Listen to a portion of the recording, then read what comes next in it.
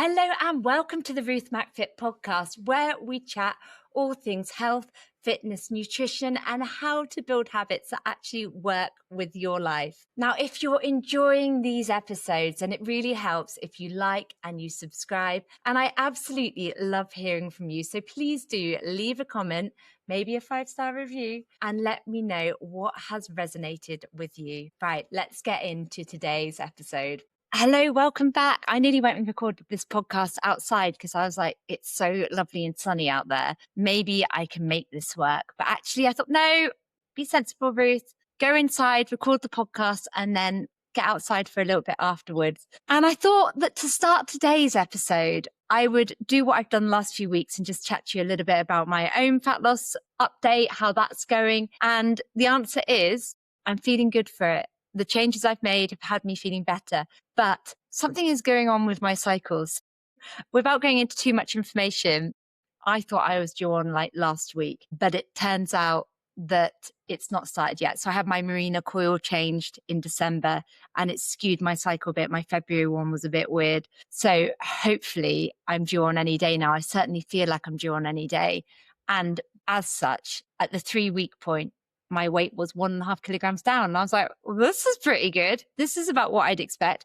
And then it shot up, but I haven't changed anything that would mean I'd gain body fat, but it is still one of those things that can happen. And this is where I think it's important to say that it's very easy to give up on weight loss when you're just focused on the scales and you see it doing that and you can say, oh my goodness, this isn't working. But if you've made changes and you're also taking time to notice how good they're making you feel, it's very hard to give up on feeling good. And I know that this feeling at the moment, with feeling a bit more hormonal, a bit puffier and so on, it will pass. And it is feeling like it feels like it's any day now. But, and that's the other thing, right? That's the other thing.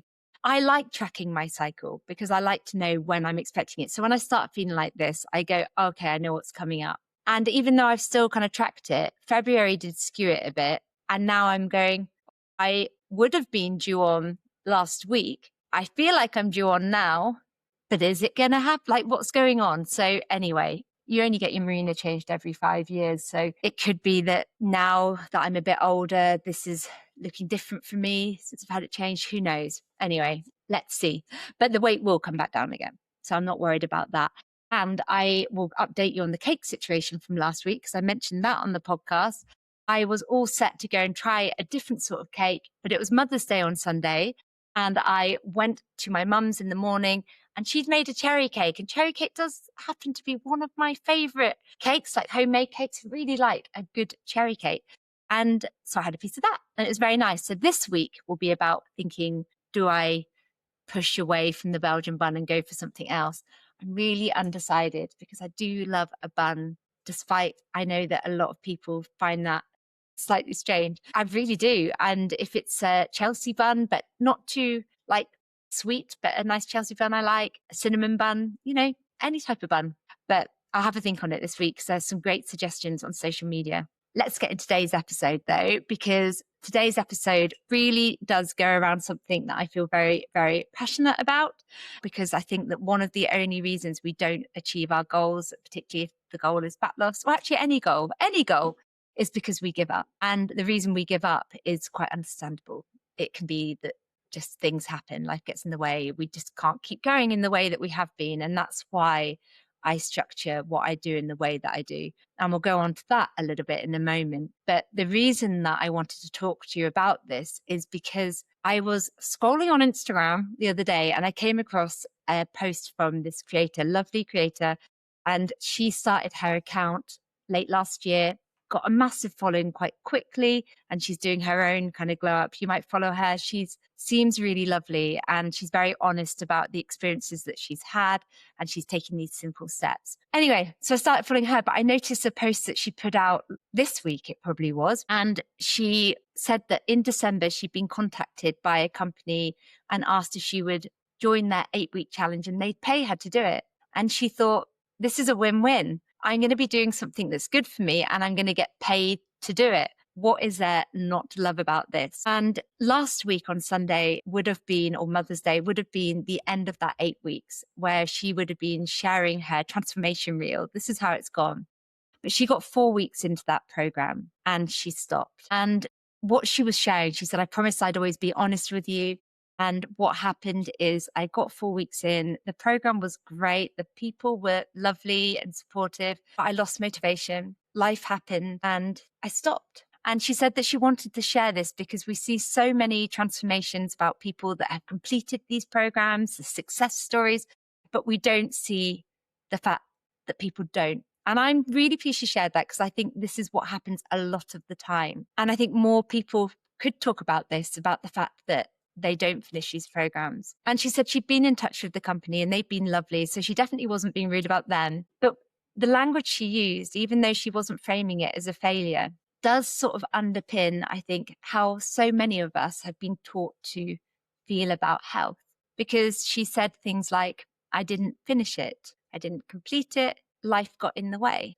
I think this really is why we struggle so much, because we still see health as something that we complete. We still see these challenges as things that we pass or fail. And that is what I want to explore a little bit more today. And I do understand why these plans can feel so appealing. I have probably signed up for quite a few in the past, and not just in fitness and health either. If I'm thinking back to my yo-yo dieting days, every single plan would feel like it was going to be the thing that just fixed all of my issues. I'm thinking about other things I've signed up for that have been the answer to all my prayers. I don't know, probably fitness related, maybe business related as well, where you think, right, this is it. This is going to be the thing that teaches me what I need to know. And then it's same old, more of the same stuff.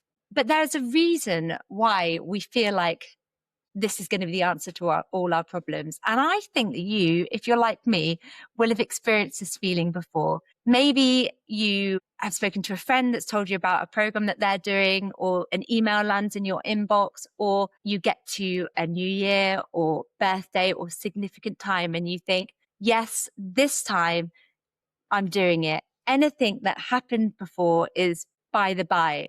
And this is what they call the fresh start effect. And it can happen at the beginning of a challenge or a program as well, where you have that like huge amount of motivation. And the fresh start effect is basically that feeling of a clean slate. When you go in this way, you almost have a clean slate.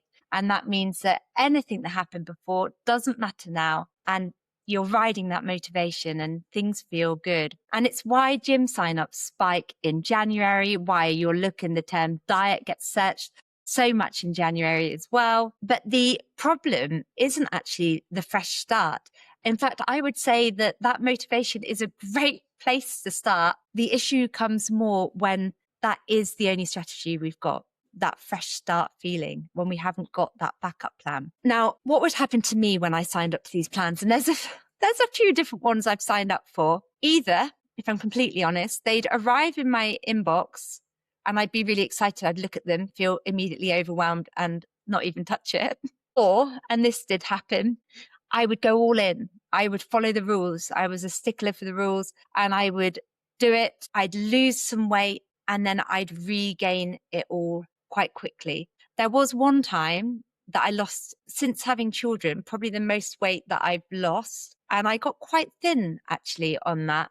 And when I look back at photos, I'm like, she doesn't look particularly well. And that was because I did go all in. I was following the meal plan that was advised. And in my head, all I was thinking is, I've just got to do this for the length of the program. Now, that program was 12 weeks. And I think I stuck at it for 8 weeks. And when I see the pictures of myself at 8 weeks, I look very thin. So it's a good job I didn't carry on, because I think I arguably would have got too thin at that point for me. But anyway, I got to the end of the 8 weeks. I had another 4 weeks to go, but I just gave up. And then inevitably what happened is I went back to normal, as I'd been looking forward to doing, and I regained that weight. I definitely used to think that maintenance would be easier, and therefore all I had to do was suffer and put that high pressure on during that challenge, and then I would be able to relax and go back to normal afterwards. And that's obviously not quite what it looks like, because if we go back to doing what we were doing before, then we end up back where we started. But what often happens is that we're so desperate for those things that we've not allowed ourselves by the end of that, that we then end up overeating those things. It's like the scarcity mindset kicks in. But it is no surprise that we have this view of how fat loss should look, that it should be this punishing thing, that we should be able to just endure it for a certain amount of time. Because I was sent a graph yesterday, and it wasn't just a graph. I actually got sent the email that this person had been sent. So they put into an app their details. Now, just out of context, this person weighs 70 kilograms at the moment. They're very active, doing about 12,000 steps per day. What else did they say they do? I'm trying to get my head in gear now. Do strength train, and they were asked to put in the weight they wanted to get to. So they put 65 kilograms in. So a 5 kilogram loss. They didn't say how quickly they wanted to achieve it. But when they were then sent the email, and it didn't have the calories or anything on that email, but when they got sent that email, it said now, and what date was that? Yesterday, 19th of March. And then it said April on the other end, and it said 5 kilograms. So it's implying that within a month, they could lose 5 kilograms of weight. And I popped this on my story, but stupidly, I didn't say it wasn't a real chart. So I said, what does this look like? And most people thought it was realistic weight loss if you stuck to a plan. And I was kind of hoping that people would see the timeframes and 70 and 65, because that isn't realistic weight loss at all. And the worry that I see with this is that if you go in and then lose what would be considered a decent amount of weight, like if you lost in 3 weeks 1.5 kilograms, that would be amazing. 4 weeks, if you lost 2 kilograms, that would be amazing. If you lost that, you're likely going to go, oh shit, I was meant to lose 5 kilograms in 4 weeks and I've only lost 2. 2 is a very good amount. In fact, anything, if we're looking just at weight, and that I don't love just looking at weight because of the fluctuations that can happen. But if you were losing anything between kind of 1 and 2.5, the 2.5 would be more restrictive, but anything between that would be pretty good. 5 kilograms, I did look into that to see how many calories somebody would have to be having per day if they changed nothing else. And bear in mind that this person is already active and had said that on the form. So asking them to increase activity level to achieve that would be pretty hard. They would likely be having to have 500-600 calories a day, which, I didn't see the plan. I don't think it would have recommended that at all, because that wouldn't be healthy or sustainable or anything like that. So I don't think it would have said that. But actually, that is likely what it would look like. But all that is doing is setting you up for feeling like you failed. So then you see that your weight isn't coming down in the way that you thought it was going to, and you feel like you're failing. And then there is this danger of, it's not working, so I'm going to give up. And I don't love that. And I didn't like that graph particularly. I actually think I might go and fill it in myself later and see what it says for me. But there we go. But even actually the graph itself had this nice line, just gently coming down, no spikes going back up again and then down. And obviously that isn't realistic either. And that program itself might be well-meaning, but it does reinforce that idea that you need to follow things perfectly and then you'll get to where you want to be. And why the rush? Like, I don't know about you, I'm getting upset about this now, but under-eating leads to overeating. And severely undereating can lead to this binge restrict. You can actually achieve a really good, healthy weight loss and not be perfect. But you could also choose to just stay in a deficit over the course of the week and do it a bit slower. If that's what worked with your life, it would be far more sustainable anyway. But let's just go back to that creator again and talk about life getting in the way, because there's something I want to challenge you on if you do find yourself saying this. And by the way, I used to say this all the time, and I used to constantly think about how it was easier for everyone else than it was for me. And out of context, just so you know, if we're talking about the times that I was struggling the most prior to getting ill back in 2014. So I was young, I'm going to be 44 soon. So we're talking 12 years ago. And I couldn't see it at the time, but I did used to often say to myself, well, it's easier for them. So I had 2 young children, and both my boys have autism. So they weren't like other children when they were younger. My husband has acquired brain injury, and he was struggling more at that time. He couldn't drive because his epilepsy wasn't under control. So those things were going on. We'd recently done up our house, or were in the process of doing that up. And I was saying all of these things like, well, it's easier for them. But actually, I almost feel guilty now saying that those things were problems, because actually it was the pressure that I was trying to put on myself with all of those things happening as well. And then when I got ill, it became, well, they're not recovering from an illness like I am. But I saw it as an unfair thing, not as okay, Ruth, be kind to yourself. Perhaps you can't go all in the same way as everyone else. Maybe you could just do that. So it's very easy to say life got in the way. There's this idea that the program is the plan and life interrupts it. It gets in the way. But what if life didn't get in the way? What if life is the plan? And if our plan only works when life is calm, when life is chill, then I don't know about you, but in midlife, it's not going to work. But even if I think about all the things that were happening back then, it was unrealistic of me to think that I could go all in. You know, we have one stress pot, and I just piled more and more and more and more into this pot without that adapting and adjusting along the way. There's also something else going on here with all of this that's really common. And it's definitely what I was thinking about then. And that is the all or nothing mindset, where you're either on it or you're not. You're either doing it perfectly or you're not. And it's not a personality flaw, because we all do it, but it is linked to us trying to do things perfectly without this middle ground. And the second that things aren't perfect, it feels like it doesn't count anymore. And this is then the point where people drop off. And this makes me think again about the original content creator and how the problem wasn't the program, and it wasn't that she lacked motivation or that she was lazy. She did 4 weeks, which takes genuine commitment. It's really impressive. She had accountability. She was being paid to do it. So the motivation was there. What I think the issue actually was, and is for so many of us, is that we don't have a middle ground. We don't have the floor. We know what we're aiming for up here.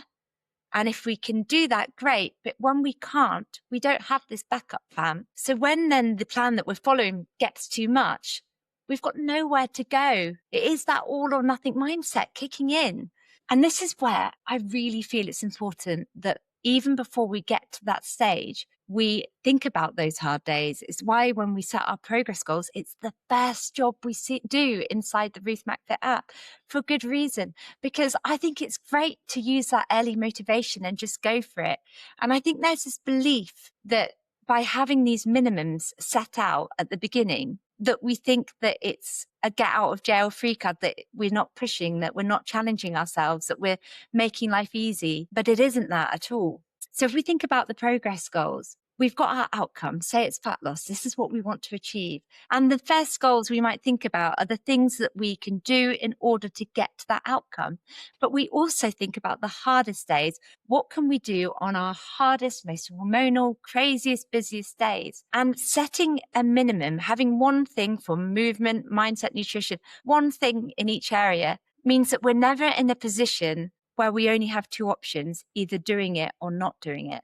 We have this middle ground. And then what happens is we go all in for 4 weeks, but we know that on the days that we're struggling, we've got this plan in place. So then we go, do you know what? It's okay. Today, I'm really struggling. I feel like I can't do this anymore. So I'm going to do that 5-minute pajama workout instead. And then when we start to feel better again, we push again. It isn't that we've just lowered our expectations. We have just allowed ourselves a bit of breathing room. We've taken the pressure off a little bit.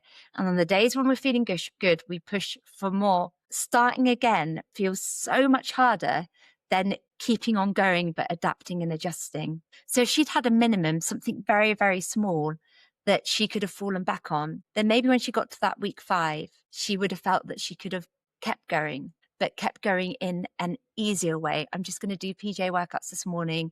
I'm going to allow myself to go to maintenance with calories in my calorie range, or I'm going to just follow the no crap cake condition, or I'm going to not track anything. I'm just going to make sure that my breakfast is full of protein and fiber. I don't know. I'm just picking some minimums that people might use. But maybe that little pause there would have been enough that she goes, okay, I'm feeling better. And actually, I really feel like doing a slightly longer workout today. So we're not aiming low by setting these minimums. They don't necessarily end up being the main goal, but they are there to support us when life inevitably happens, because life is the plan. And there's always so much more going on than just fat loss. And there's more that is important to us as well, right? So again, we might have social events. It might not just be that we felt tired or hormonal. We might have these other things going around it, that if we're approaching it in an all or nothing way and we can't be perfect because we're going out with our friends, that's where that whole mindset about giving up, because what's the point anyway, will kick in. And the reason that setting minimums can work so well is because it can also really help with habit formation. If you're struggling to build a habit, then committing to 5 minutes suddenly feels less overwhelming than having to do this perfect plan. And one of our members actually said that it was doing Duolingo that made her realize, actually, I can stick to something. So she does 5 minutes of Duolingo a day and has done that for years. Her streak is epic. And I think it was when I did the New Year podcast where I was actually talking about giving up Duolingo as well, but we spoke about those sorts of habits, that she went, actually, I've been doing that. I can commit to 5 minutes for health and fitness to help me build the consistency in another area. And actually, having the minimum keeps the habit alive. And when we think about habit formation, even that can be a bit skewed, because there's this idea that it takes 21 days to build a habit, but that is not backed up by research at all. It actually came from a 1960s self-help book, if you would believe. The actual research on habit formation is from someone called Philippa Lally and a team at UCL. And they tracked people forming new behaviors with eating, drinking, movement, whatever it was. And what they found was that the time it takes for something to feel genuinely automatic varies from person to person. So for some people, it might be 18 days, and for others, it can be 250 days. And the average was around 66. But that average doesn't really tell us much at all, does it? Because the variation is so huge. Some behaviors that we're trying to change might not take very long at all, and others are going to take a lot longer. But what this means in practice is that an 8-week program for a lot of people is just not long enough to actually build these habits. You might be right in the middle of the process. You might be just at the point where things are starting to feel more natural, they're happening for you, and then the program ends, or you stop because life gets in the way. And without the structure that you've had before, everything that you've been building can feel like it unravels.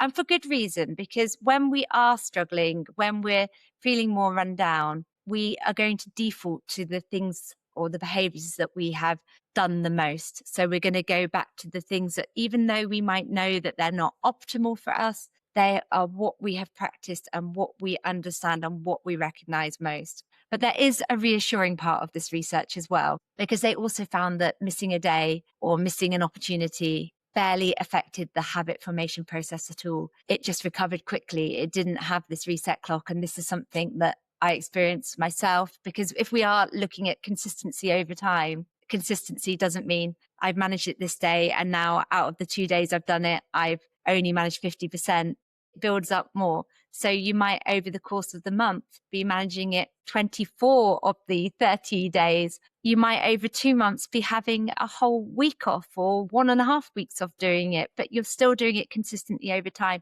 The point is that you get back to doing it as soon as you can. And that can be in whatever way makes it doable for that day. So it might be a 5-minute version on the days where you just won't have time, or it might be a longer version on the days where energy is high and you're feeling good. And then I'm going to reference back just briefly to my last episode where we talked about long-term weight loss maintenance and the study around that. But when they looked at the people who were losing weight and then sustaining and maintaining that weight loss, it was not the ones that had the most perfect, intense, or disciplined programs. It was the people that were most consistent. And actually, it was the people that had that flexible approach to it as well. Research shows us that it's these strict and rigid programs that actually are linked to higher rates of weight regain, because they aren't sustainable when life is happening. And this is where I would just love it if so many more women understood that they can achieve their goals in a way that feels good and fits with life.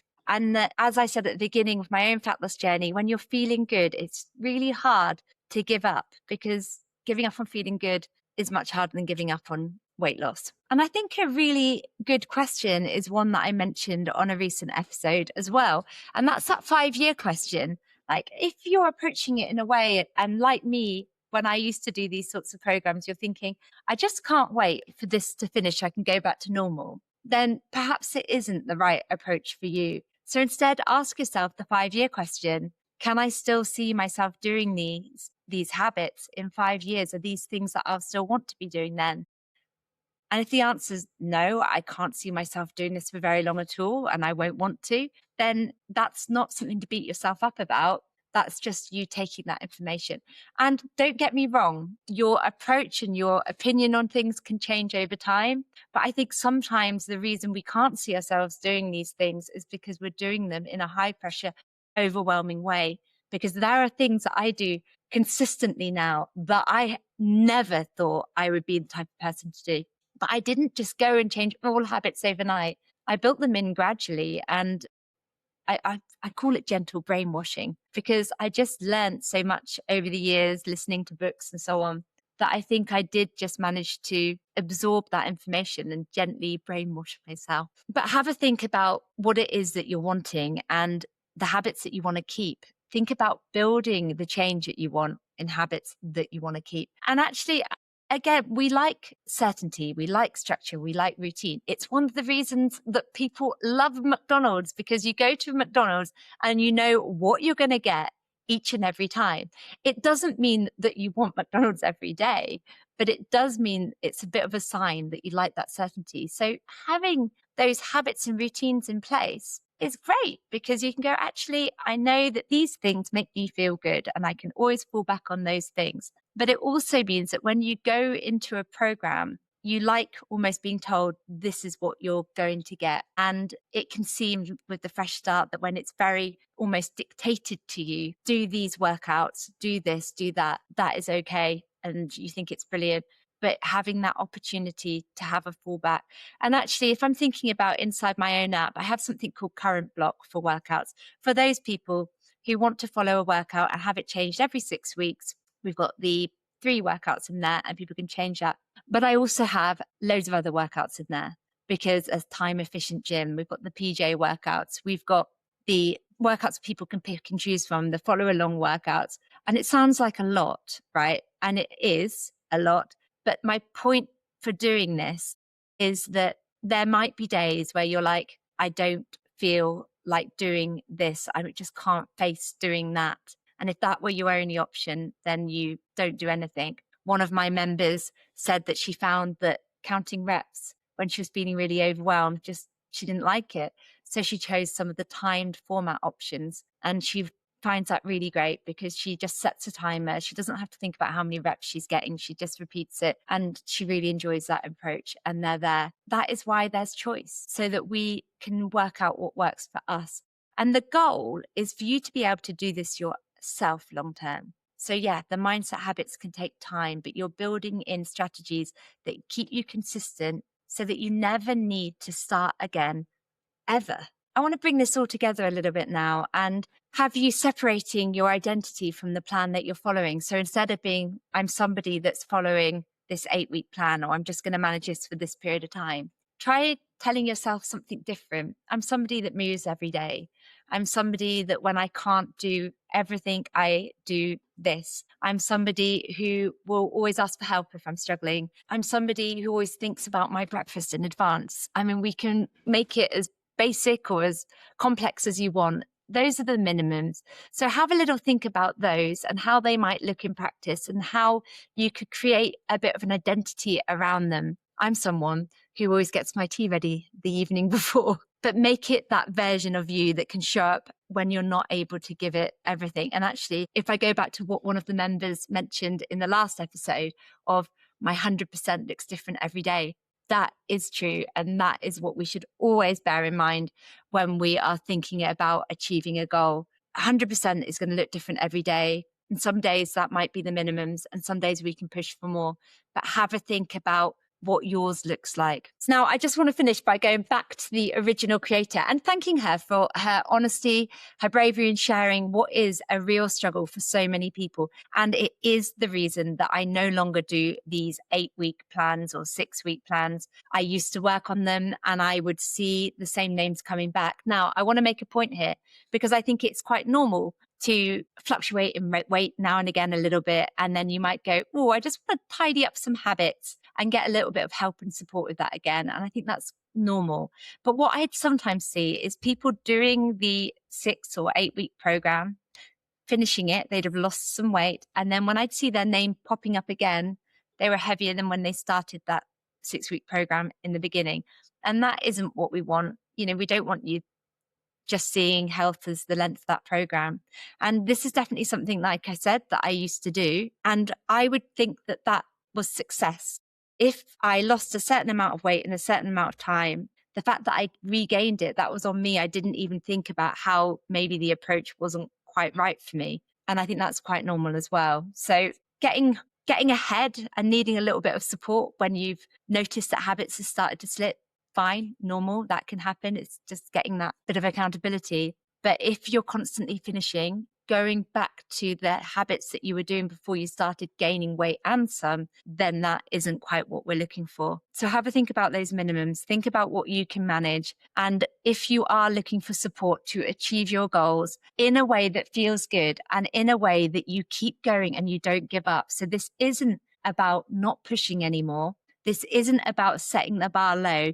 This is about making sure that you keep going this time. If that's what you're looking for, then get in touch and come and join us inside the Ruth Mac Fit app, because we would love to have you with us. And as always, I love seeing your comments. Let me know. In fact, last time there was a comment about cake. Absolutely all here for that sort of chat.